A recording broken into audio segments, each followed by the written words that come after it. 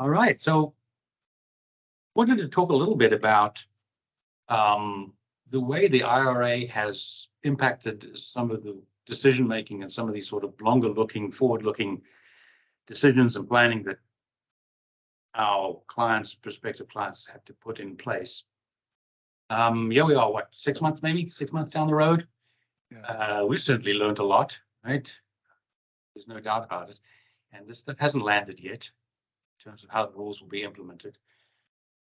So thought it'd be good to have a little catch-up chat, see what you guys are thinking, what you're playing with.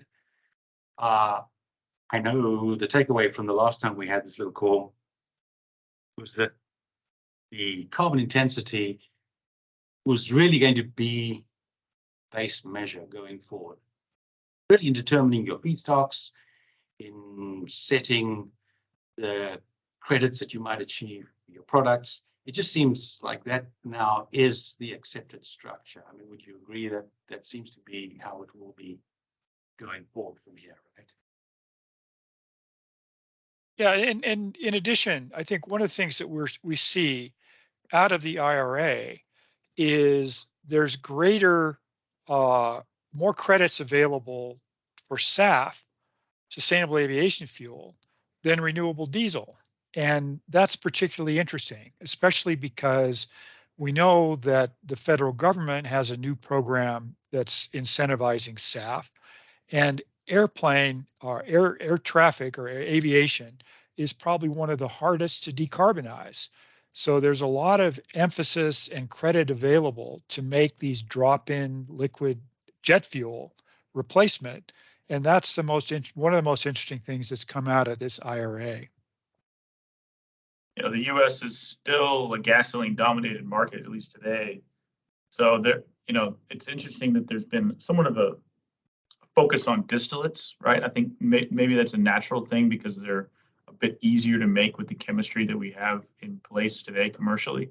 But certainly gasoline is going to need to be addressed. And maybe the view is that the electric vehicles are going to address a lot of that market in the long term. Yeah, I think that's, I mean, go ahead, John. Yeah, I was going to mention the fact that ethanol, of course, is also open to these credits, right? Yeah, we think so. Yeah. Bill, you were bringing that to my attention just last week. Yeah, it's an interesting aspect of the 45Z clean fuels credit, which is dealing with transportation fuel. So that includes ethanol and renewable diesel and sustainable aviation fuel. And one of the things that's in there in the 45Z credit is it's dependent on the carbon intensity. So as you drive that carbon intensity down, you can get more credit. Today, the way that ethanol and renewable diesel are used outside of the LCFS programs, there's no incentive to drive that carbon intensity down.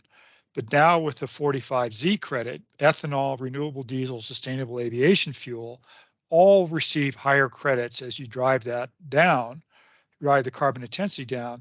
And what we know about ethanol is you producing CO2 in fermentation. It's concentrated.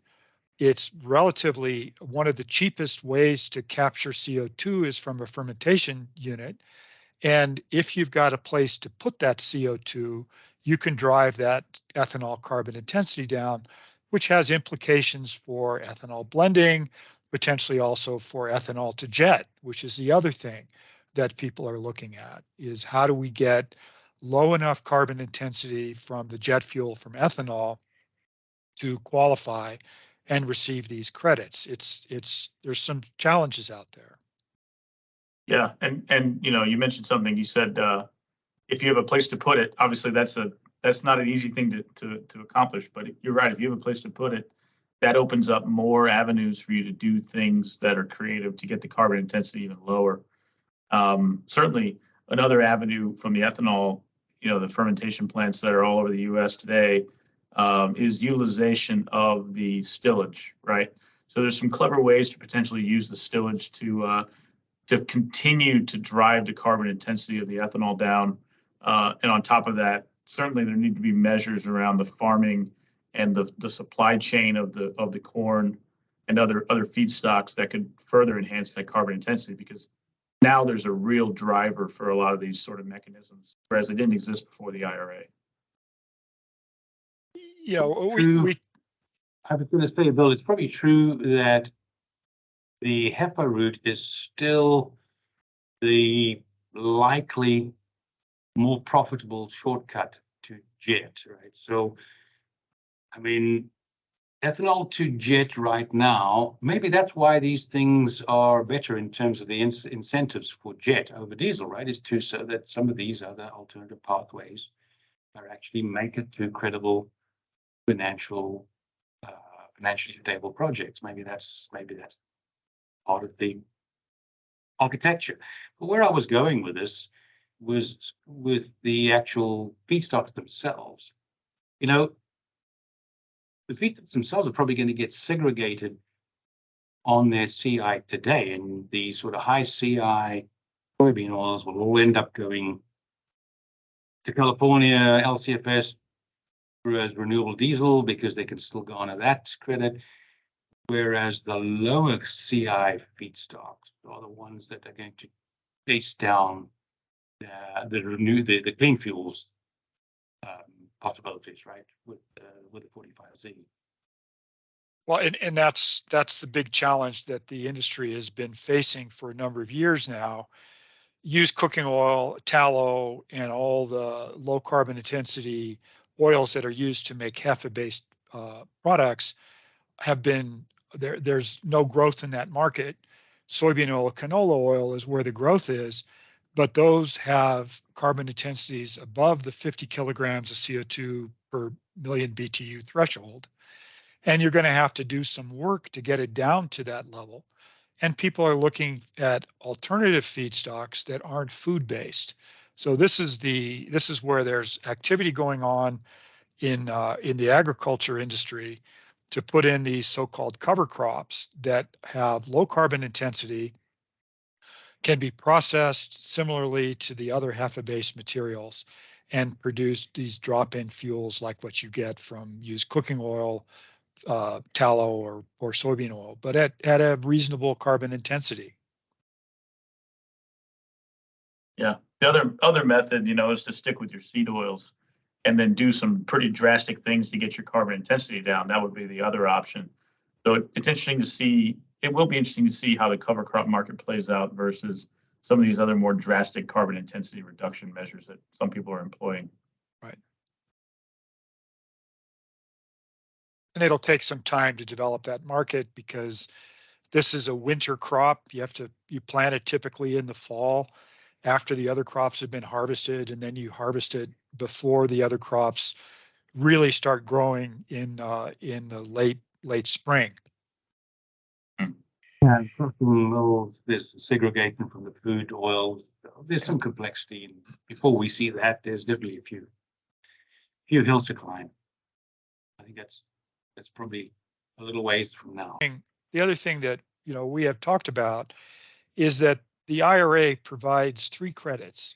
It provides the 45Q credit for carbon capture, which is a mechanism to drive your carbon intensity down. It provides a 45V credit, a clean hydrogen credit, which is critical for the HEFA-based material and also in the ethanol to jet. And then it provides the 45Z credit, which is the clean fuel production credit. You can only take one, and which credit is dominant, which credit provides the greatest value, is going to be dependent on your processing and also on the feedstock that you're using. So for a feedstock that's above the 50 kilograms of CO2 per million BTU threshold, it often makes more sense to go after the Q or the V credit. But in other applications, the 45Z credit is really where the biggest value is. And you use carbon capture and clean hydrogen to help get you there. But because you can only take one of the credits, it makes most sense to take the biggest one. And that's often the Z credit, the 45Z credit. If you switch feedstocks or buy in a different CI feedstock, it's quite likely that the credit that you might have taken in the previous year is no longer the credit that you might pick this year, right? So That's, yes. that determination will have to be done on the fly each time. And as your tax situations change, it may change your decision making depending on where you are in the credit cycles, right? Because there are some different rules and mechanisms around when the credits are direct pay versus transferable, and that'll all have to be sorted out with your accounting department. Yeah, let's not forget that the IRA is still to decide what the qualification rate points are on, right? We haven't seen them commit to the CI numbers that we see in these fuels today. That's true. You know, there's a few different methodologies out there that to measure CI. I don't think we've seen yet where the U.S. federal government's going to land. They've indicated that they want to use, you know, industry accepted or agreed methodology, but that doesn't mean that they're bound by that. So there may be some nuances that they change or favor certain feedstocks over others by adjusting some of the parameters. So that'll be uncovered soon. Any timeline on that, or do we have a sense of when those guidelines will actually be public? They're out for public discussion. So, you know, typically it's a rulemaking process. So they have to go out. The IRA came out in August. The IRA-22 came out in August, and it gave direction to the IRS to publish the regulations, which is really where the clear understanding of what the intent is of Congress comes out in the IRS regulations. And the IRS has put out the request for comments on at least a couple of these. I haven't seen the 45Z one yet, but they're working on it. I suspect they'll have that done soon because people are starting to make decisions now on what they need to do. The 45Z is still out at the beginning of 2025, so there's still time to get that one. But the Q and the V credit are available now this year, this tax year.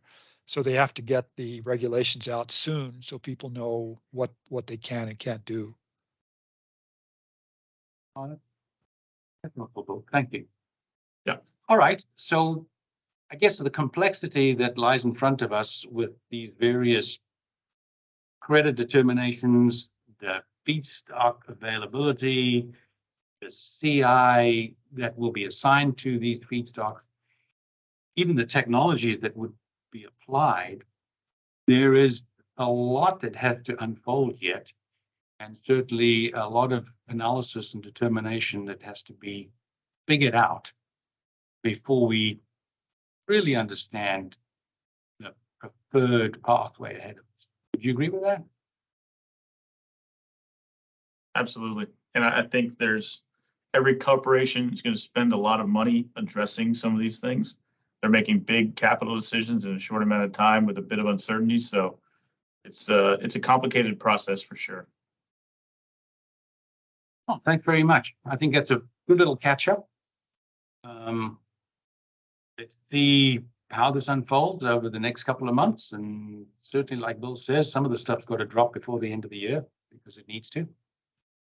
We'll get back. Thank you very much.